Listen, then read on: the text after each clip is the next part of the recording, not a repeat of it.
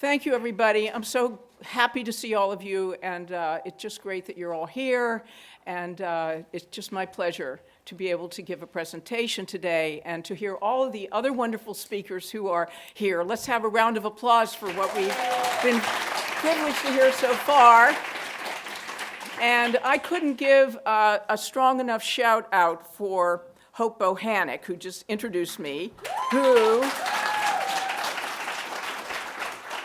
is United Poultry Concerns Projects Manager, and who really organizes this conference. This is our 7th annual Conscious Eating Conference here in Berkeley, and every year, Hope does all the groundwork, the legwork, attends to all the details, puts it all together, so let's give Hope a huge round of applause.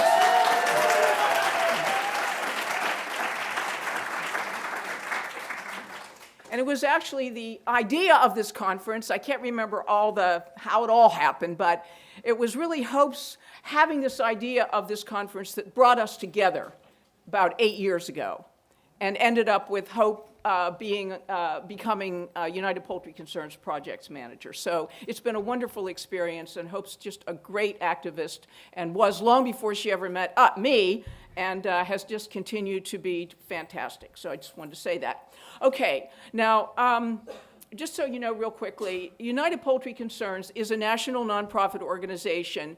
We are based on the Eastern Shore of Virginia. And in case you don't know, the Eastern Shore of Virginia, the Eastern Shore of Maryland, and all of Delaware comprise one of the largest chicken and turkey producing areas in the country. At any given time, on what's called the Delmarva Peninsula, that is Delaware, Maryland, and Virginia, over 500 million chickens are locked up in what are just literally concentration camps. They're concentrated, they're confined, they can't escape, and they're treated with complete contempt. That's a concentration camp. And if you go up and down the roads, the main highway, Route 13 or Route 50, and off on any of the back roads, if you don't know what you're looking at, you'll see these long, low, totally sealed up warehouses. You would never believe that each of those warehouses, and typically what you now see are like 10 or 20 in a row. There are like 6,000 of these houses on a piece of land that is about 50 to 75 feet across, miles across, and 150 miles long. It's a very tiny strip of land with millions more chickens than even come close in terms of the human population. So if you see these long, low houses, and you don't know what you're looking at, you would just assume they were either abandoned or had some kind of animate stuff inside.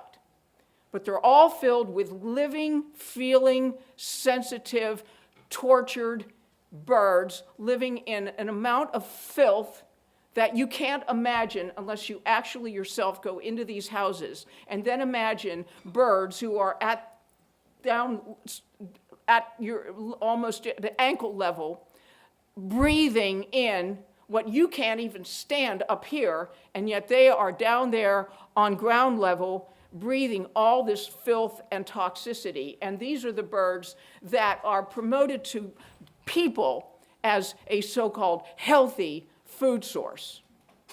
So just so you know that that's a lie, as I think most people in this room probably know. Now, maybe some of you have heard the idea that if you compare poultry production, or even the production of, I hate to say production, just try to use sort of common language here, but if you compare, let's say, poultry production or even pig production with cattle or cows, cows produce much more environmental pollution, greenhouse gases, et cetera, than do poultry and or pigs. Now, when you read these studies, what happens is that usually there will be a group of scientists from part of some governmental or non-governmental agency who will pick out one element of the totality of the production process, and they will match that element, like poultry versus beef or something like that.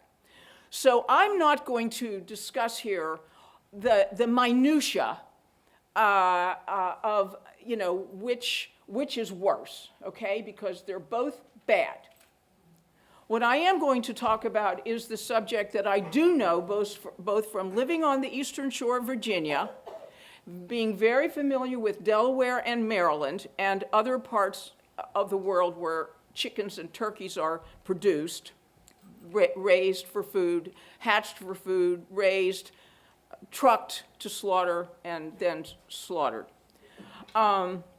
So this study, basically, in some scientific journal, ended up, saying that it didn't even suggest there was an alternative between beef and poultry. It just said basically, if choose poultry and pigs over beef, because beef is worse than poultry or pigs for the environment, and pigs for the environment. So, okay. And they were really looking at the crops versus grazing. Again, it was a kind of abstruse sort of study. Okay, so this is the one I'm referring to in 2014. And that was its title: Land, Irrigation Water, Greenhouse Gas, Reactive Nitrogen, Burdens of Meat, Eggs, and Dairy Products in the United States. But the point that I got was, they're telling you that beef is worse than poultry. And on very slim evidence, very carefully tailored evidence. And of course, I don't like the fact that the choices being made here are just between beef and poultry, as if that was your only choice in trying to make a better environmental choice when you choose the food you're going to eat. So, without disputing the specific data in this study, I do dispute the implication that the answer to cattle pollution is to eat more poultry or any other animal product. The environmental impacts of global animal production are vast, complicated, and growing. Worsening and growing. The poultry industry in the mid-Atlantic region, where I'm describing Maryland, Virginia, Delaware, and then all of Alabama, Arkansas, Tyson, his home state is Arkansas, Purdue. I assume most of you have heard of Purdue Farms. Purdue's hometown is Salisbury, Maryland, where there's a chicken slaughter plant to this day, right along US Route 50. And over here is the slaughter plant. There are all the chickens going in to have this horrible final experience of torture and death. And over here is the McDonald's, with all those cars just lined up to go into McDonald's, either to eat inside or to go up to the drive-in window. And it's like, these are the two worlds. And when we hear the dispiriting information about what is it going to get people to care, and you look at that scene, it's kind of emblematic. On the one hand, we tell each other, we tell each other mainly, if people could only see how bad this industry is, they'd become vegetarian or vegan. Well, you're looking at this miserable sight right across the road on a major highway where there's a stoplight. You can sit there and contemplate until the light turns green. And I mean, I know it affects some people who see these chicken houses or chicken trucks just loaded with these birds, sometimes half falling out of the cages and so on. But to this day, the majority of people, they will see that site and they'll say, let's go over there and have a double whammy chicken barbecue sandwich. So, we're up against, the birds, the animals are up against so much with our society, and not just our society, but the human species. So I say here that the poultry industry in the mid-Atlantic region of the United States is a microcosm of the global expansion of the poultry industry and its baleful effects on land, air, water, human, and animal well-being. Now, this is a picture of right outside these chicken houses. A lot of times you'll see they'll just throw the dead chickens or half-dead chickens right out on the ground. And inside the houses, which are just wall-to-wall chickens as they get older and bigger, like there are thousands in there, as far as the eye can see. There will be these trash cans, and the growers, the farmers who are called growers, who work for like Tyson, Purdue, ConAgra, and all these huge poultry companies, they'll just grab the birds who aren't growing fast enough or something, and they'll just sort of break their neck, and even if they're still writhing with life, and just throw them into the trash cans. It's just common practice. So we just one year we were down at going through Tyson and Purdue on a Sunday morning when we knew all the farmers would be at church, right? So we could go down there and just kind of take pictures and peek inside and the houses and do a little bit of surveillance and so forth. But that's one of the pictures that we took of one, and you can see other chickens behind the one you see there, and that they just throw them out right out in the outside the long, low chicken houses. So this is like a standard sort of probably feedlot dairy kind of operation. You can see what a mucky, miserable mess it is. These poor cows standing in all this muck and going lame, and their feet feel miserable. I mean, they're just miserable. They're just miserable in all ways. And then you kind of look at, is this next here? Yeah. Then you look at, this is a Tyson image of their beautiful, complex comprising a hatchery and a grow-out house, what they call where they raise the chickens, and slaughter and the parent flocks and all that. The parents are the male and female birds who Justin mentioned in his presentation, who are used to produce the birds who will be slaughtered at 5 to 6 weeks of age, who become the chicken that you see in the supermarket, the chicken that people order in restaurants, and so on. Of course, the parent flocks themselves are then slaughtered. Everybody gets slaughtered if they don't die first of a disease.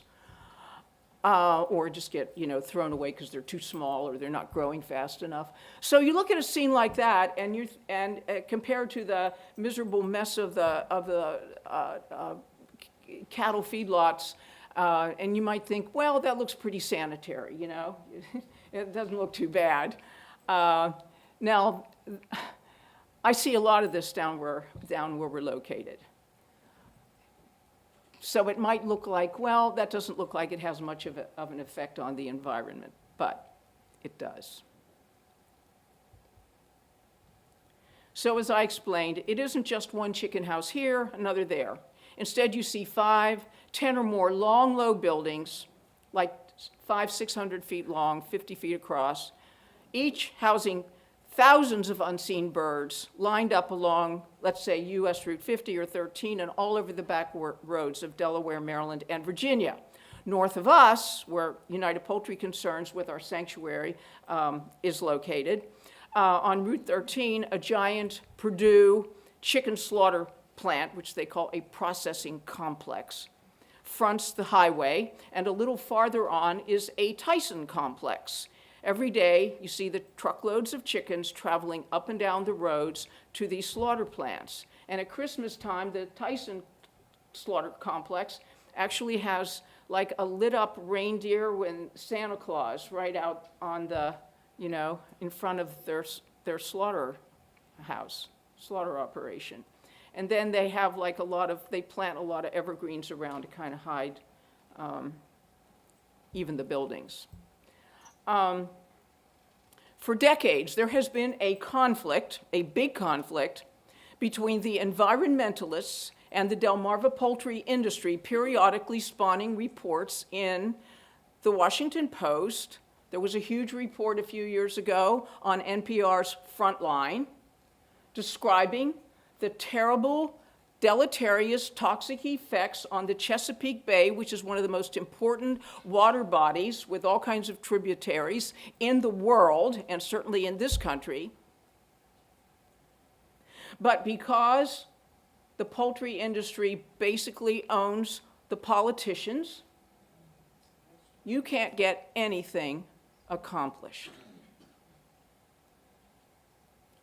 So the Chesapeake Bay Foundation, they've been trying for years to put some, get some regulation in place, et cetera, but right now, the poultry industry on the Eastern Shore, which I'm describing here, Maryland, Delaware, and Virginia, which was already cited in the 1970s as creating too much of a burden on the fragile waterways and land and all of the tributaries in the mid-Atlantic. I mean, they must have tripled the number of chicken houses they have. Let me just say this. If you're driving up the main highway on the peninsula, down at the bottom of which we are located, right to your left, going north, you're going to see a place where like 30 chicken houses, all in like what would be hardly, like a city block. 1, 2, 3, 4, 5, 6, 7, 8, 9, 10. And they are either just now constructed or they are in process of construction. And this is after it's been pointed out for like 50 years that there were too many back in the 70s and the 80s. So this gives you an idea. And I mean, where do people think that all of these dead chickens, all of this horrible stuff that the chickens are forced to live in, the wood chips, which finally are nothing but just layers and layers and layers of droppings, because the chicken industry uses the same, what they call bedding or litter, the wood product into which the birds excrete, and which brings out all these toxic ammonia fumes because of the accumulation and the indoorness of it all, and the number of birds. So population after population of birds are raised in these houses. These are new baby birds going into this filthy cesspool over and over again. And like every 3 or 4 years, the poultry industry will have what they call a total crust out, where they will actually clean out the chicken houses, like presumably to the floor. And the industry points out, and this is the same with the egg industry, you can never really clean these houses. They're too big. They've got every type of toxicity into the walls, into the pipes. You just can't even, you cannot exaggerate it. You can't even convey it, really. It is so bad. But here was the Washington Post now. Well, this was back in 1999, a huge article on the front page of the Washington Post describing what has now become so much worse on the Eastern Shore, i.e. the mid-Atlantic states. From the air, the industry's true scale emerges. A massive operation, global in reach. It dominates the landscape. Chicken houses fill the horizons, nearly 6,000 in all, raising more than 600 million birds a year and turning out more than 750,000 tons of manure.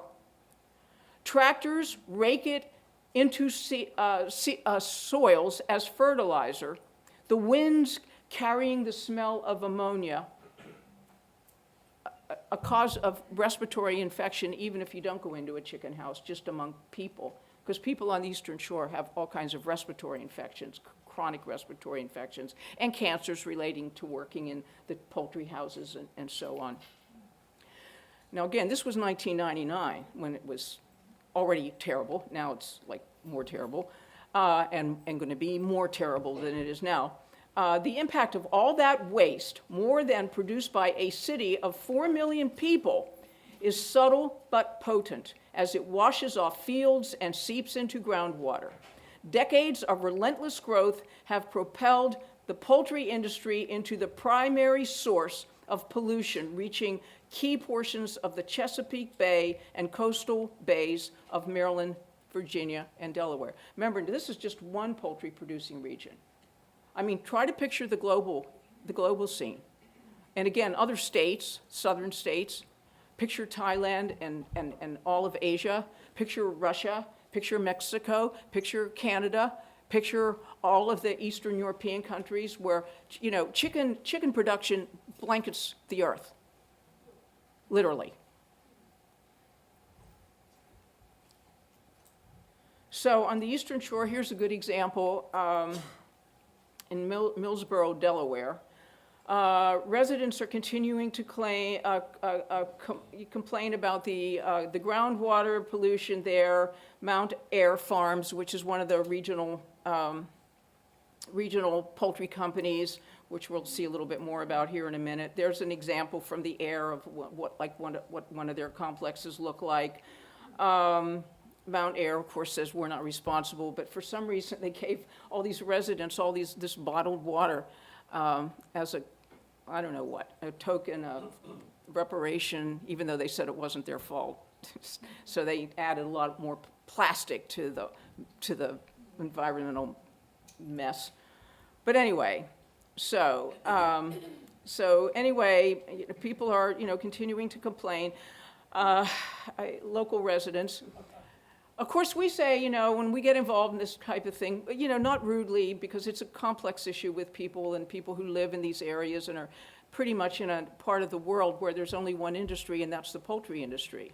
You're either driving a truck for the poultry industry, or you're working in a slaughter plant, or you're raising chickens or turkeys for Purdue or Tyson or Mount Ayr or somebody like that, or you're growing the corn and the soybeans to feed the chickens and the turkeys. And our headquarters, 25 acres, is surrounded by fields which are nothing but corn being raised for the poultry industry. That's all it is. So anyway, this is what Mount Ayr Farm. I mean, this is, you hear all this type of talk, this euphemistic talk. Justin gave some good examples of the so-called humane animal agriculture rhetoric and how they try to project this idea of we love our animals and all that kind of stuff. So, exploiters always lie, okay? They always lie, and they'll say whatever it takes to shut people up and just get people to just believe them and buy their products. So don't think for a minute that they tell the truth, because they don't, because it's not in their interest to tell the truth, because if they told the truth, at least some people, we hope, would be dissuaded from wanting to continue to buy these products. But like on their website, they say, Mount Ayr Farms says, "Welcome to Mount Ayr Farms, the 7th largest chicken producer, serving markets from Arizona to Asia, Miami to Moscow." Again, one thing I want you to get out of this is the globalness of the industry and how a facility like that down in Delaware, Millsboro, Delaware, is sending poultry products all over the planet. And Thailand, and a lot of these, like Korea and other companies, Ukraine, they have financial interests in poultry companies here in the United States. So, I mean, it's a huge transnational business. And even people who say, oh, they're only buying their chickens locally and all that, that's crap. First of all, the chickens they're using have been bred artificially for meat, eggs, etc. Secondly, they're almost always buying their birds from huge factory farm hatcheries, like McMurray's in Iowa. So the idea that you're buying locally, well, it's just not true, okay? This is just a little fantasy fiction that certain types of people want to indulge themselves in, that they're doing something local, but it isn't local, okay? It's not local. And it's not factory farming either. So at the bottom, look what they say here. At Mount Ayr Farms, we believe that all animals raised for food should be treated with respect. See, this is just the language of the rhetoric of exploitation, okay? We love our animals, we love our slaves, we treat them with respect, we slaughter them with respect. We don't slaughter them, we dispatch them. That's a term that like these humane slaughterers like to use. It's not really slaughter, it's, I don't know, they have all kinds of like disguising names to make it sound like it's a lovely heavenly thing that's happening. So, more about Mount Ayr Farms. And again, I choose Mount Ayr because it exemplifies just what the poultry industry says about itself and how it presents itself, et cetera. Welcome to Mount Ayr Farms. Oh yeah, we just looked at that. Okay, sustainability. They care about the environment, right? Sustainability not only means finding ways to utilize natural sources more efficiently, but it also means doing so in a way that protects land, water, and energy resources for future generations. Mount Ayr Farms is committed to the responsible production of food that is safe, affordable, and abundant for consumers in the United States and around the world. To that end, we continually strive to make all aspects of our business conform to the latest technologies in energy efficiency, agricultural innovation, water conservation, and resource recovery and utilization. Being good stewards is Mount Ayr's business. Well, I mean, this is the opposite of everything that Mount Ayr is actually about. It's just like the opposite. Totally the opposite. As most of you probably know, organizations like Mercy for Animals, Compassion Over Killing, and others, the Humane Society of the United States, Direct Action Everywhere, have gone into a wide variety of both humane farms and standard agribusiness farms. And what do they always find? They find the same conditions: horrible, cruel, disgusting treatment and filth and pollution. So, for example, back in late 2017, Compassion Over Killing, which is based in Washington, but which is a national organization that does a lot of undercover investigations in farming, animal farming operations. This is just one of the images from inside one of these chicken houses. And of course, here's also the Mount Ayr Creed. They call it their creed: to be good stewards of all the assets God has entrusted to us. Now, I mean, they use religion like that, okay? So, yeah, that's their business.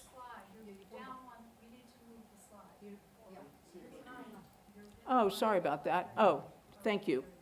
Very sorry, thank you. So that's one example. Now, see, they're taking some chickens out, okay? And that's the mess on the floor, okay? That's what it looks like. And chickens are living in that, the chickens that people are eating. I mean, there are feathers, there's dander. Can you imagine? I mean, if you've ever kept chickens like we do at our sanctuary, just, under 100, you know that dander flakes off their skin. Pieces of feathers come out and float around. I mean, can you imagine with all those birds wall to wall in these houses? That's how they live.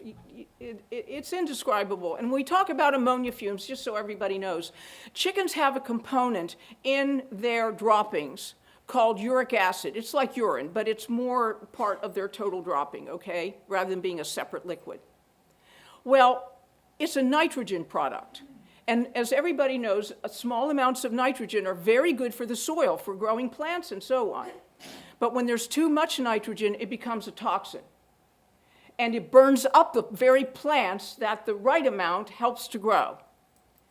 And when it becomes ammonia, which it becomes when it's concentrated indoors and there's just so much of it, has anybody ever breathed the ammonia fumes in a chicken house or a turkey house? Or how many people have actually put their noses into a cat litter box that has not been cleaned for weeks? Or I can still remember growing up when I was a child, you didn't have Pampers and things. You had mothers used diapers that were made of cloth. You had a diaper pail, and the diaper man would come and take them away once a week and bring them back clean. But you just put your nose into a diaper pail by the end of the week, but imagine magnifying that by many, many more parts per million in the air. Just try to imagine it. I mean, when I've gone into both egg industry houses and so-called chicken meat industry houses, I mean, you just feel so nauseated. You feel so sick in your stomach, and your eyes are burning from the ammonia and the other toxic gases, because ammonia isn't the only one that you're breathing. And you feel it in your chest, in your throat. You feel it, and you imagine that these little birds are living in this. Of course, many go blind. They all practically have some degree of chronic respiratory infection. And you just feel so nauseated, and I submit that if we knew how these birds actually feel, they're probably nauseated all the time. They are living in such filth, they are fed such a filthy diet, I'm sure they're just sick in their stomachs through their whole life, adding to everything else. So this is a typical chicken house, Mount Ayr, Purdue, Tyson. By the time they're almost ready to be slaughtered at 5 to 6 weeks of age, or sometimes they're even getting them to be enormously huge at 35 days of age, this is how these chickens that people are buying in the supermarket, this is how they live. This is their life. Imagine waking up, imagine when they go to sleep and wake up in the morning and realize their situation.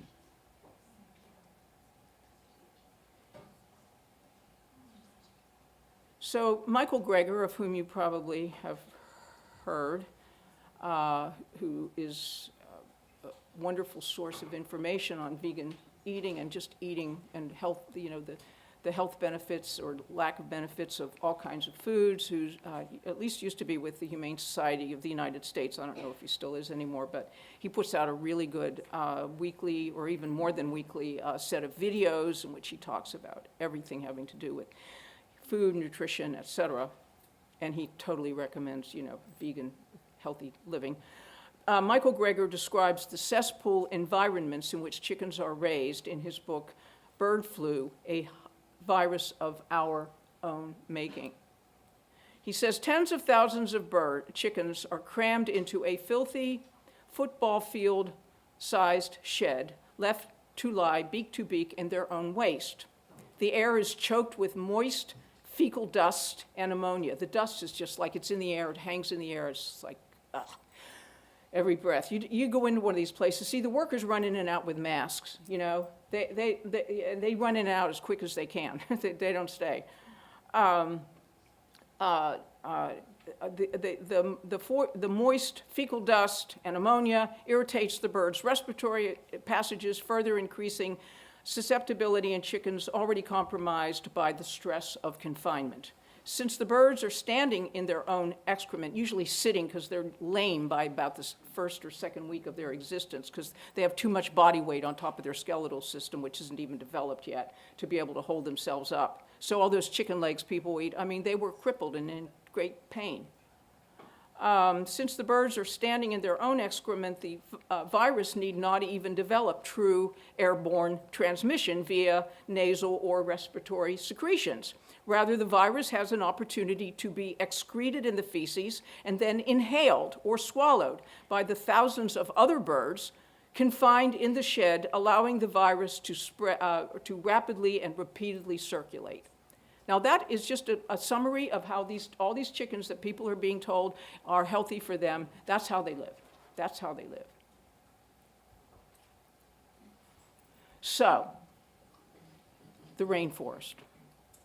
80% of the world's protein-rich soy crop is not being fed to starving children, but to farmed animals, and most of this soy, quote, is now grown on rainforest-cleared land. In 2004-2005, for example, more than 2.9 million acres of rainforest were destroyed, quote, primarily to grow crops for chickens used to buy Kentucky Fried Chicken. And this is from Richard Oppenlander's excellent book, Comfortably Unaware.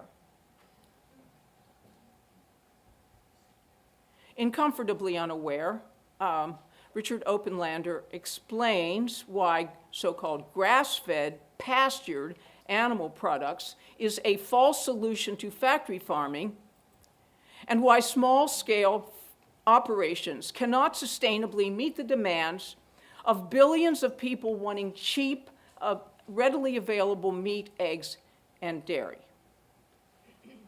Smaller farms, as he explains, don't alter the amount of resources required to raise, transport, and slaughter billions of animals. Currently, 55% of our fresh water is given to animals raised for food, and 89,000 pounds of excrement are produced by farmed animals every second in the United States alone. Moreover, what is fashionably called humane farming, he says, does not meet the behavioral or cognitive needs or show any genuine respect for the animals trapped in our food production systems and belittling attitudes.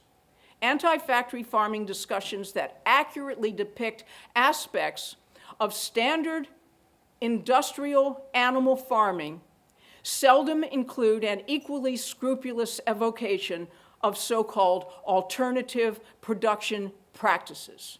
Going back to what Justin was talking about earlier today. Practices and attitudes that investigations and internet blogs have often shown to be as callous and cruel as so-called factory farming, of which they are, in fact, extensions.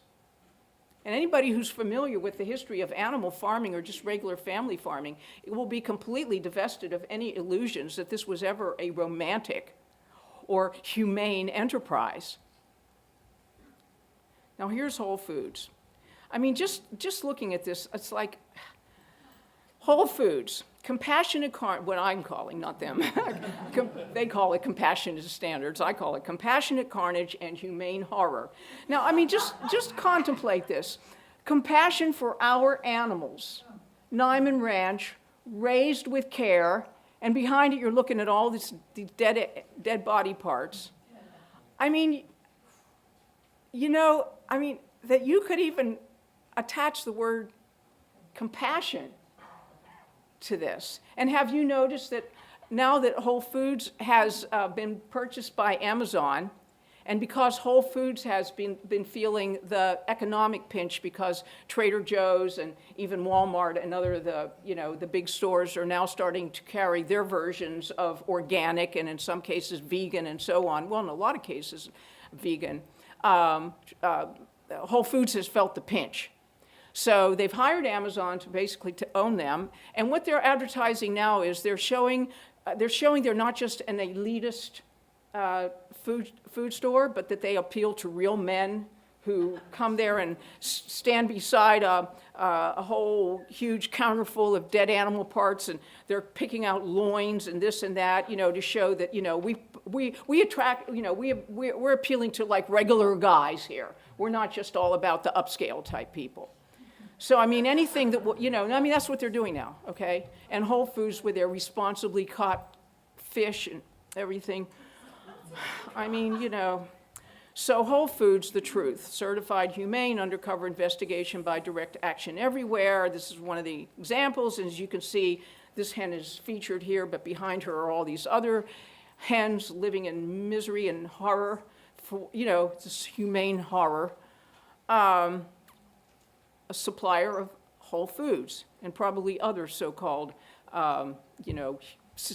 green grocers. Okay, environmentalism and farmed animals. Many environmentalists, and I have done a lot of work on environmentalism,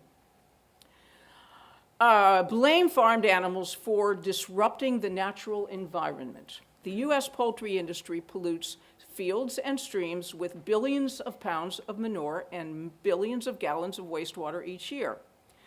Quote, thousands of poultry farms and processing factories churn out millions of birds every day along with carcasses and chemicals that contaminate the land and poison the water with toxic waste. As I say here, this is detestable, but don't blame the birds.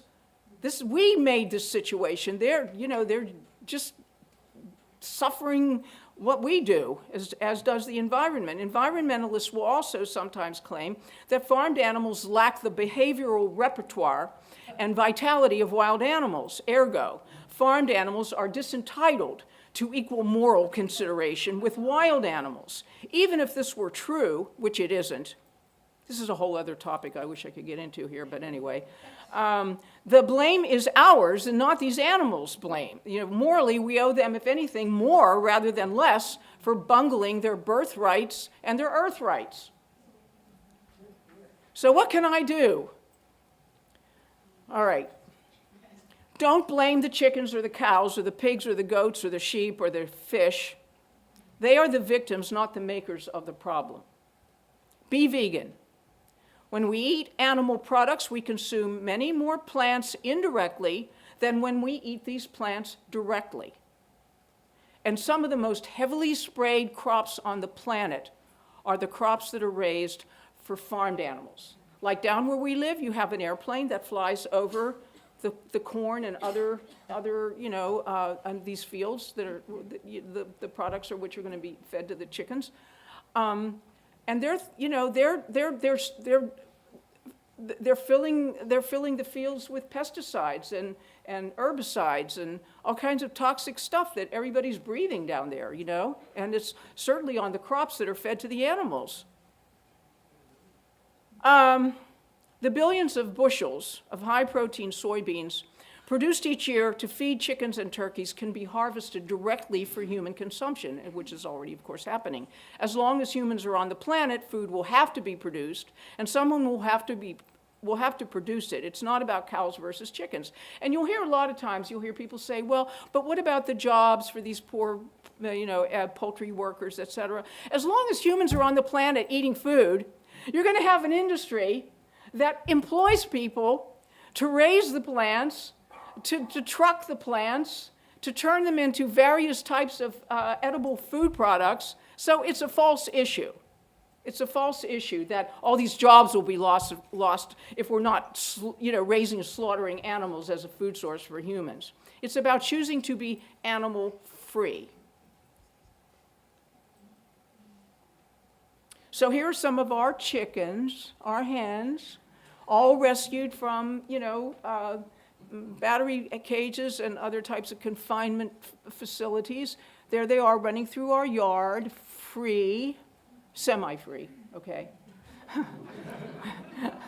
But happy enough, okay? They're happy enough. We have 12,000 square feet, totally enclosed, predator-proof aviary, so that the birds can run through all the woods, they can run through all the bushes and trees and everything, but no squirrels, of course squirrels do get in and out, but that's okay.